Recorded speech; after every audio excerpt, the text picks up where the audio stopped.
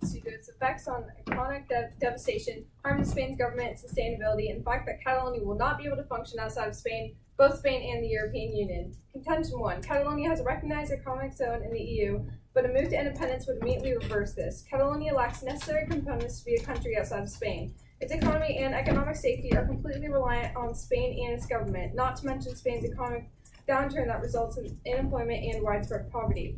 Subpoint A, losing citizenships. An independent Catalonia would need to set up its own trading standards, regulators, and start negotiating its own trade agreements. Unlike Britain, it is not a member of the World Trade Organization, putting it at an instant disadvantage. Like British nationals, Catalan will not only lose their EU citizenship, but also their Spanish citizenship. They could find themselves having to apply for visas to visit not just the EU, but also Spain. As Britain's experience with Brexit shows, leaving the EU is not a straightforward process. Not only this, but Spain's economy fails too. Catalonia supplies them with over 200 billion euros annually. Subpoint B, exiting and entering the EU. 2/3 of Catalonia's foreign exports go to the EU. It would need to reapply to become a member if seceded from Spain. It wouldn't get in automatically or immediately, and it would require all EU members to agree, including Spain. Spain's constitutional court has already declared that they would dismantle Catalonia's government, suspend its ministers, devolve its upstart legislature, take over the regional police, and call home any Catalan diplomats abroad following the Catalan vote for independence. Spain is completely against independence. Both Spain and other European countries are not for Catalonia making it into the EU, making the chance of Catalonia entering the EU or creating a substantial economy extremely slim. Contention 2, harms to Spanish democracy. Subpoint A, in the United States, the Constitution is extremely important and harm to the Constitution is serious. It is the same in Spain. Today in Catalonia, the government is presuming to be the only qualified judge of its own cause, deciding as they please which laws or judicial resolutions are applicable to them and the relatives and which are not. If we were to accept this, we would be accepting that everyone else in this society has the same rights and presumably take the law into their own hands. The same idea of Spain, but with an established government, which makes it even more important. It is not Spain's responsibility to ruin themselves to give Catalonia independence. Spain's reluctance to let Catalonia become independent is evident, and changing their legal framework is not as popular as they would like the outside world to believe. Subpoint B, Spain does not put up with problematic risings. It's clearly written in Spain's constitution that problematic areas in Spain are not acceptable. Article 155 of Spain's constitution, standing firm since 1978, states that they have the right to take over and take any measures necessary to take down problematic areas, including Catalonia. It would be against their constitution to grant Catalonia its independence, and worse, Spain is able to take military force to Catalonia if needed. Heavy violence is seen between the Spanish and the Catalonians during votes, which ultimately could lead into something bigger. Contention 3, Catalonia is drawing back on its claims for independence. Subpoint A, Catalonians don't know how to move forward on their own. The act of proclaiming independence was excessively sentimental. Historical Catalonia, an elusive feeling of being something that they're not, may be getting in the way of reality. Their Catalonian leader, Puigdemont, even states he would rather accept new relationships with Spain and work out agreements than actually become independent. Peaceful solutions are possible, but they must be addressed. Some of its strongest businesses are moving out, making it less and less able to become strong enough to even attempt to become independent.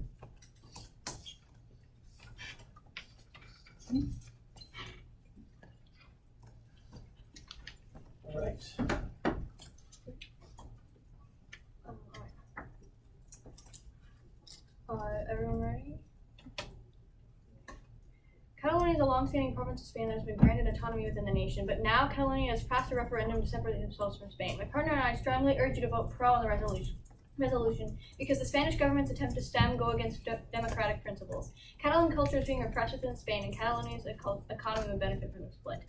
Contention 1, Spanish intervention goes against democratic principles. Democracy is about the representation of everyone, but the Catalonian representatives in parliament have been forced out. But the voices of the Catalonians aren't just being ignored, they're being stifled. The main principle of democracy is the input of the people, and yet the input and the representation of the Catalonian people is being ignored and invalidated not only socially but through the use of government force. When Catalonians voted on the independence referendum, of which 80.7% of the votes cast were in support of, Spanish police injured 800 Catalans when they attempted to stop the voting. Ballots had been seized, officials detained, and voting stations barred. Spain has been arrested the Generalitat and has gone into exile in Belgium. America is very concerned with the democracy of surrounding cultures and countries, and most countries that aren't democratic have bad relationships with America and are usually overtaken by oppressive governments that overthrow a human's right to free speech. If Catalonia continues to remain a part of Spain, their right to freedom of speech will soon be taken away because of Spain's use of violence and their use to silence the democratic process. If this happens, many people will find themselves unable to represent their country, and this will create a tense divide between Spain and America. Overall, the citizens who don't even want to be part of Spain in the first place are forced to follow their laws without any say in them or their rights. Contention 2. Spain is repressing Catalonian culture. Catalans have a colorful heritage and a unique language that is being stifled with the Spanish state, and most, if not all, Catalonians are not fully able to express their history, culture, and language to the rest of Spain without discrimination. Catalans are not often recognized as a distinct, autonomous part of Spain, losing their culture and recognized as underappreciated. Catalonian kids are often forced to use Spanish in their Spanish schooling systems even when they don't want to, and Catalan culture has already been suppressed enough under Franco's harsh rule, and now it's being done again. Catalonia deserves the freedom to express themselves and determine their own future. If Catalonia separates from Spain, their culture and history will be preserved and a colossal building block for the new nation to rest upon. Contention 3. Catalan economy will benefit. Spain's debt is being paid off in part by Catalonia. If they succeed, they will no longer have to pay their debts and can establish their own trade. Catalonia has already established a trading base. Hamish McRae from the independence right separators have noted that Catalonia has about 18% of Spain's population. It generates more than 20% of its GDP. It's an economically viable nation that could stand on its own without Spain. In fact, it's been said that Catalonia is standing on its own to make it the 34th most economically prosperous nation in the world. With the addition of a new economic power introduced, Catalonia will become a vital player in many of the country's trade economy. Catalonia will be a prosperous new nation, something that will open many opportunities for jobs, immigrants, and a future powerful ally to the United States. Because of the many benefits to the Catalan people, to their culture, to their economy, to the surrounding countries, and to democracy as a whole, we urge you to vote for. Excellent. First two speakers.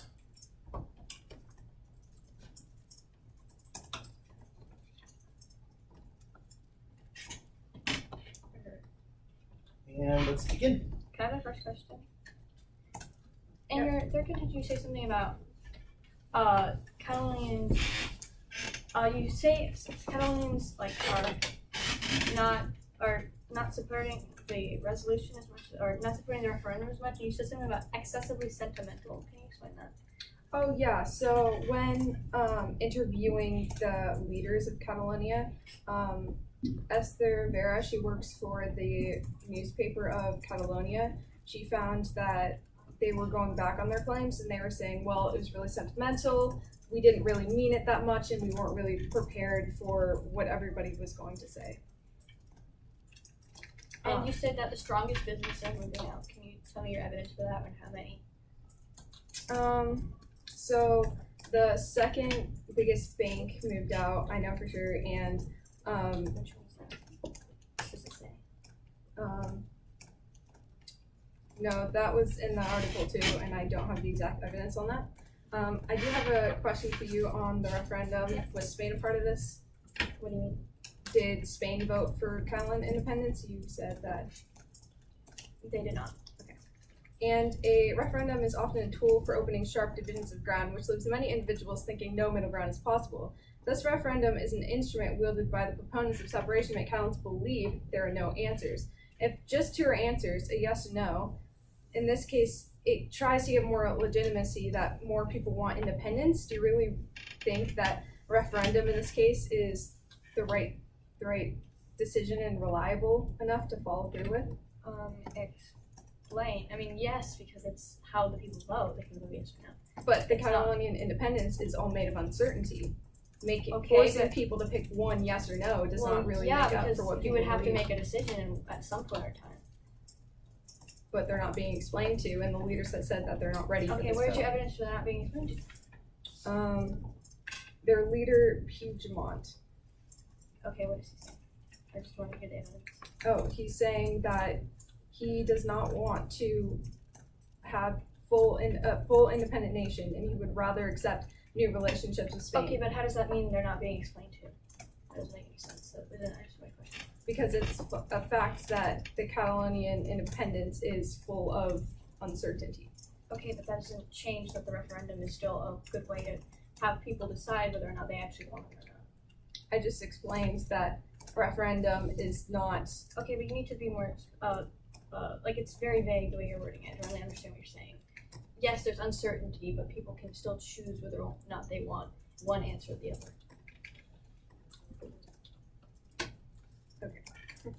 And you said something about them leaving the EU. Did you explain why that mattered? If so, I missed it.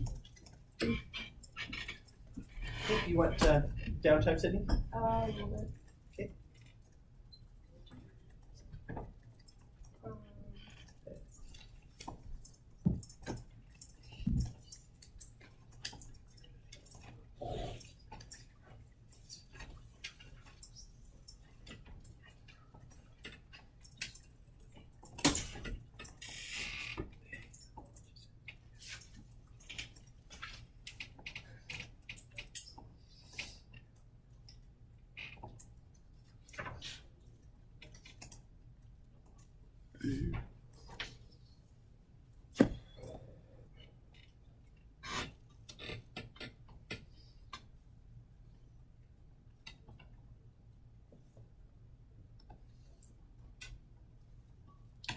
45 seconds used.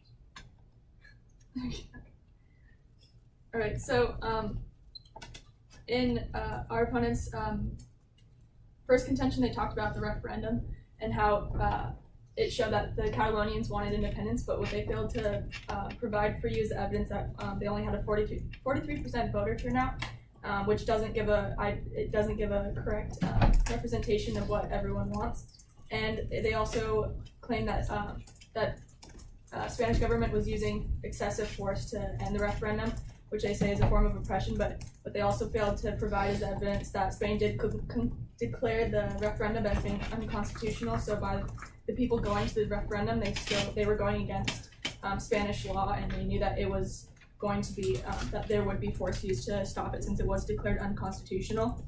They also kept stating that independence is a yes or no question, which isn't true because independence isn't the only option. There are other alternatives to a decision to be made besides just a yes or no answer on independence. Independence can also be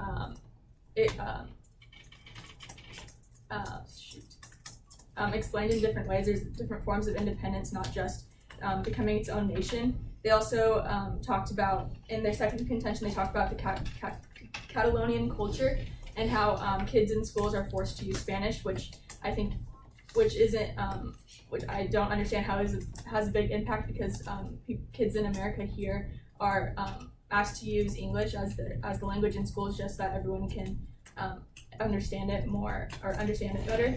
And so having kids just speak their own languages in schools would be really counterproductive because it would be harder for everyone to learn.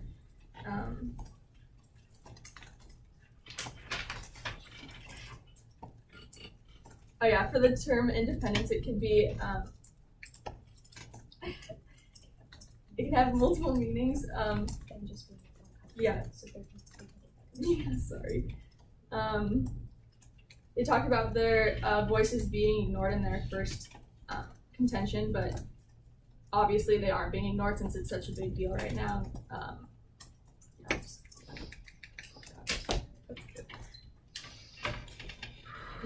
Natalie, you need some downtime? Just like 20 seconds. Okay.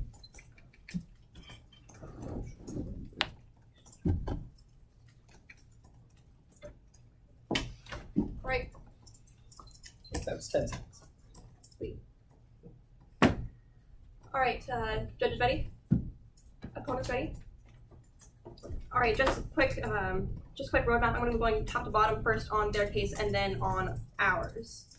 And time starts now. Okay, in the beginning, with their first contention, they fail to expand on they don't expand on their arguments, so we can just take them as they have talk about in their constructive speech. So in their first contention, they talk about the economy of the EU. With the fact that they talk about Catalonia not being admitted to the EU. However, it would be within the best interest of Spain and the EU as a whole to admit Catalonia for a more stable EU as a whole. Just because Catalonians leave does not mean that they have to renege on all of the trade agreements that happen because that would just be petty, and that would be a petty, boycott. It would also be detrimental to both sides.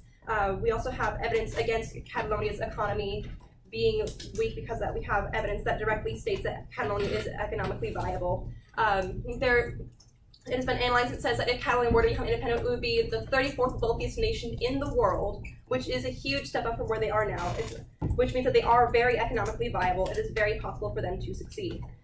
Moving on to their contention 2, they talk about the Constitution. However, our contention 1 is directly against this. We talk about democracy and that, and we move on to that when I address my case. They also talk about how Catalonia can't survive. Once again, we have evidence again that says Catalonia is economically viable. They can survive, but based off of that huge, great economy that they could gain. It has, from McRae 2017, from the Independent, Catalonia has an established economic base. It is in many factors and has 2 top-ranking business schools and the usual array of service industries. Separatists have noted that the Catalan has about 18% of Spain's population, generates more than 20% of GDP. Were to be fully independent with Barcelona, it's 1.6 million people and have one of the lithiest capital cities on earth. It would be very viable, very beneficial. Moving on to our case, contention 1, we talk about democracy. They mentioned the low voter turnout.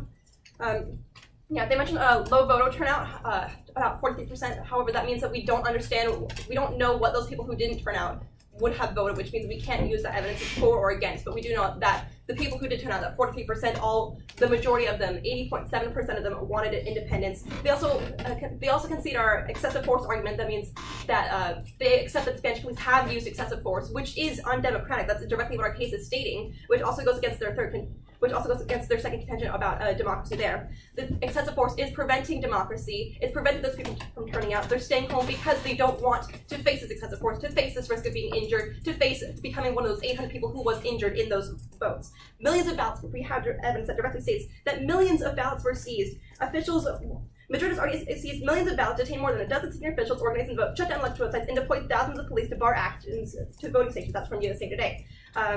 And also the referendum was illegal. However, illegal does not necessarily mean wrong. And because the referendum was denied in the first place, means that that is undemocratic. They talk about Catalan people's voices being ignored because how that's not true because it's such a big deal. However, Spain is ignoring people's voices, not the world as a whole. That's what we're talking about here. Contention 2, culture suppressed. They talk about the same situation in America. It's counterproductive here. And how it's counterproductive. Catalan children are being specifically told not to speak their own language and they talk independent having multiple meetings. It's a very straightforward definition. And also they talk about multiple options for independence. However, that means that they're proposing a counter plan here. It's a different thing than what we're saying, vote yes or no to the vote con or pro to the referendum. It's a different thing. They're talking about offering a counter plan. We're just discussing whether or not Spain should or should not admit Catalonia, should or should not give Catalonia its independence. And so because of that, and because of our arguments, and because they didn't address our third contention based on the economy, we urge you to vote pro for the resolution. Last 2 speakers.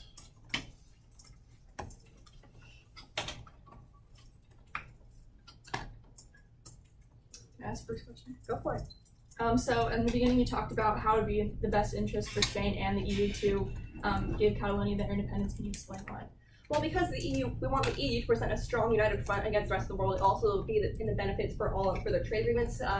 Catalonia is a very huge part of Spain. It's very essential to its economy, and because of that, if Spain just admitted to the EU and let them continue using the euro, that means that they lose those benefits from the trade, which means that because of that, it's within the best interest for Spain to continue, and it's also within the best interest for the EU to continue. Do you have any evidence that Spain would, because they need Spain's allowance to be admitted into the EU, do you have any evidence that they would admit or give we don't have direct evidence that hold on, wait. We can pull it up. Do you have another question you want to ask while I get this up? Let's see. Well, kind of on a different topic, but you talked about how Catalonia would be a really wealthy nation, and you use that as a reason to why they should be given independence, but that's like saying that California, just because they want to be independent, that they could just succeed because they're wealthy. Well, it's not just about being wealthy, it's about being economically viable. Also, it's about Catalonia being able to survive on its own and being able to create this strong foundational economic base. We also talked about how it's not just the economy. Catalonia also has the service industries, the manufacturing center, the two top-ranking business schools, all of that. So it's not just the economy, but also the foundation for a whole society there. Okay. And when you talk about democracy, you're saying that the excessive force is going against democracy, but doesn't democracy also stand for following laws? And if we're breaking laws, that means that it needs force. Well, it does not constitute the excessive force that they're talking about. You come up with very bad totalitarian laws. That's not democracy. Just because you're ignoring the voice of the people does not. The democracy is about the voice of the people as a whole and what they should believe and what they should do that's within their best interests. So when you were in your contentions, you talked about the opposing military force and what could lead to. They could talk about Spain with military force going against Catalonia. What would that and how it could escalate into something bigger? Are you talking about a civil war? Where in our You did you talk about? Yeah, I don't remember us saying shit about that. You mentioned something about Spain using military action against Catalonia. Do you remember which contention that was? Oh, contention 3.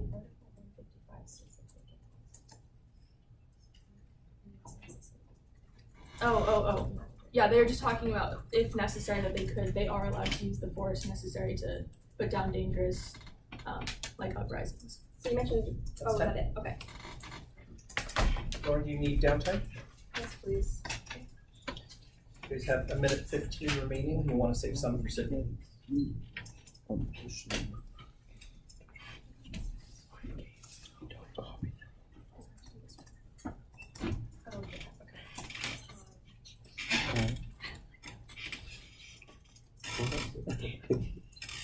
1 minute remaining. Our resolution is more realistic about trade. Our opponents have failed to mention that their biggest trade agreements are with the EU. The recognized economic zone in the EU will immediately disappear. Who would they be trading with? The fact that all of the EU and Spain both do not want to recognize Catalonia shows that they will not be let into the EU. Our opponents also claim that the Catalonians are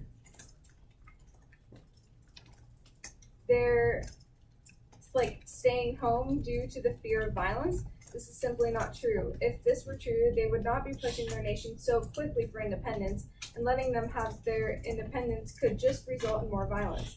Article 155 states that violence is only permitted with problematic areas.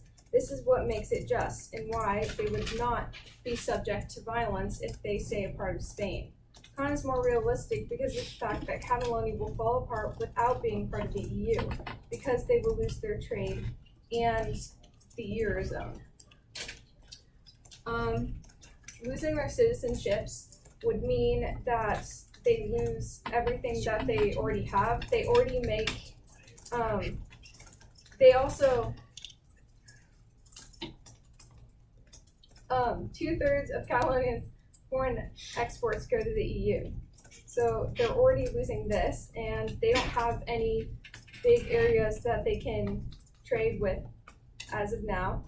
And they most likely will not, due to the EU and Spain being so against their independence, and they're not a member of the World Trade Organization either. So it's at an instant disadvantage for its trade and economy, which is one of the most important things for a country to get started and get going, which brings evidence that the fact that this country would do well is very slim.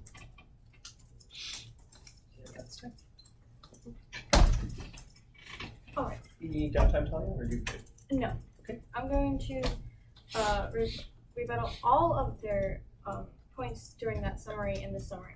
First, they claim that Catalonians are staying home due to fear of violence, and that's evidence that that is not true because they're still pushing. That doesn't make any sense. Just because some of the people are staying home from the referendum because of the oppression doesn't mean they're not supporting and fighting for it through this whatever means possible. And they say that evidence for more violence is if they dissolve from Spain, then they will become more violent. That is not. They do not provide any evidence from that. If they stay a part of Spain, violence could possibly do that too, and they don't really provide evidence for why. If they leave, that that would have more violence. After all, Spain is already providing violence with their oppressive military and the way that the police brutality worked on the Catalonians. They also say that Catalans will lose their trade, but this is not true, and we proved this. They say that 2/3 of Catalonia's trade go to the EU, and while that may be true, they never provided any evidence for why the EU would not trade with Catalonia. America, for example, has a completely different monetary system than the rest of the world, but they still trade with the EU. Britain is part of Europe, but it still trades with the EU despite having a completely different monetary system as well. There's also evidence we have that the flaw in the argument about not being able to trade with Spain is that there are no reason to expect Spanish trade embargoes or the boycott of Catalan products, particularly in the EU context. Secondly, Spanish citizens buy Catalan products due to their quality and the price, not because of some abstract Spanish nationality thing. We proved that they already have. We already proved in our third contention that the Catalan economy will benefit, and we proved that they will be economically stable because of the way they have their businesses and the building they can have upon. And we already talked about how undemocratic it is, and they did not refute that point. And Spain is repressing Catalonian culture and how it goes against democratic principles. That's what you should We now have all 4 debaters, so you can stay seated for the grand crossfire. Okay, can I have first question? Okay, so you mentioned, so you were talking about Article 155 and how Spain could use any force necessary against problematic uprisings. What do you define as problematic? Like anything trying to rebel. So like any this was rebellion. made, in 1978, where places try to uprise and become independent. So it's just saying that it can take action. Like if a certain place were coming up to like take war, they have to have something that says that they're allowed to take over it. And because they don't want war in their own country, they want to prevent a civil war, they're able to take it down before it develops into a much bigger problem, which would affect a lot more people. Can I also ask you, you say that their businesses and trade will be able to thrive, but without the EU and the Global Trade Organization, who are they trading with? They can still trade with members of the EU. It might not go directly through the EU, but they can still trade this. And besides, just because they're not a member of the EU does not mean that trade is going to be boycotted. Again, we brought up examples. I mean, America trades with the rest of the world, trades with the EU, and they don't have the same monetary system. They're not part of it. So why did? Yes, but they're not leaving the EU. They already have an established economy that is not connected to the EU, and they're fully functional on their own. Exactly, and that's what country. Catalonia will be able to do. They will be able to form their own country, their own monetary system. If in fact they aren't allowed, and you never even say what. You never provide any. Do you have any evidence for Spain and the EU not wanting not voting Catalonia to join? Because you say that they don't want it, but I would. Yes, I do. So Spain's constitutional court declared that they would literally dismantle Catalonia's government, suspend its ministers, dissolve its upstart legislature, take over the regional police, and call them any Catalan diplomats abroad following the Catalan vote for independence. They clearly do not want Catalonia to be independent, and many countries in Spain and other European countries are already not for recognizing them in the EU. Is that line part of the evidence? I summed it up in my own words, but yes. Do you have direct evidence that states that other countries, other members of the EU, don't want Catalonia? No, but the fact that all EU, the entire EU has to accept this, and Spain is part of the EU, that's the most important part, and that's why they won't be able to get into the EU for many years, if they even do.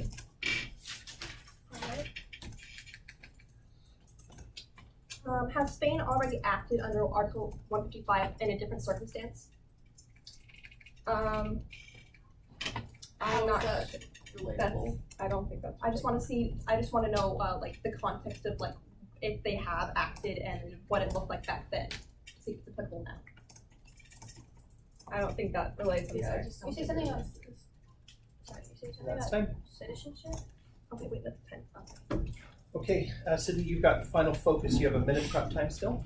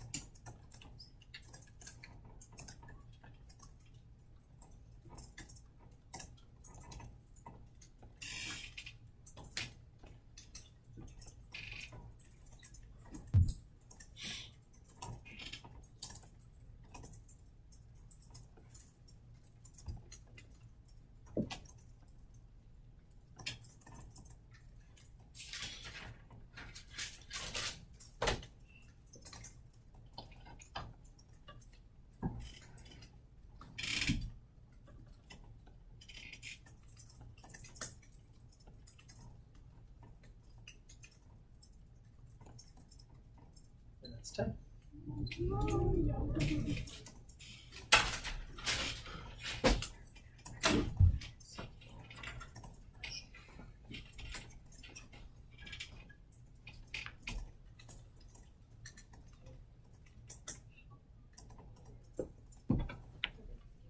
So going back to the topic of the referendum, they said that staying home was because of the excessive force, but they also claim that the Catalonians feel so strongly about this topic, but if they felt so strongly, more would have showed up to the referendum instead of just 43%, which doesn't show even a majority of people that wanted independence. The low voter turnout proves the uncertainty, even in their own nation, about the independence. And then they talk about the effects of the economy of Catalonia if they were able to become their own nation. But the positive effects, if any, would take a lot of time. They wouldn't take effect immediately. They're also disregarding the effects on Spain's economy, which would be very negative to most of the people, because they also stated, as everyone knows, that Catalonia is just a small part of Spain, whether they make up the big part of the economy or not. They're completely disregarding that Spain's economy would be negatively affected. They also have no proof that Catalonia would ever even be accepted into the EU, because they need Spain's approval, and Spain already claimed that they would not give their approval for it to enter into the EU. Spain would also possibly have the potential of losing their ties to the EU, which is another negative effect.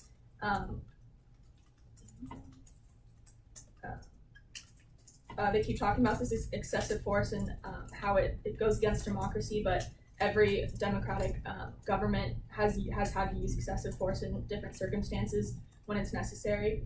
And the fact that the referendum was proved said to be unconstitutional just shows that it was necessary in this circumstance and justified.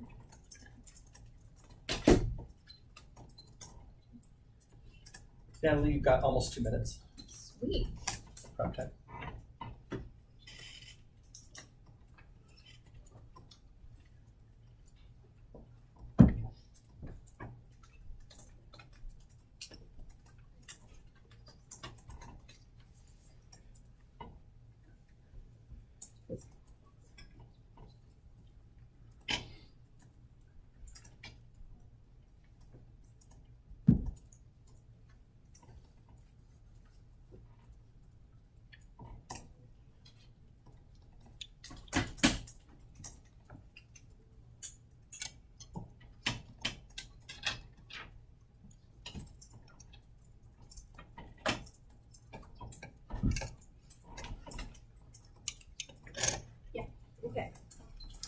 Judges ready?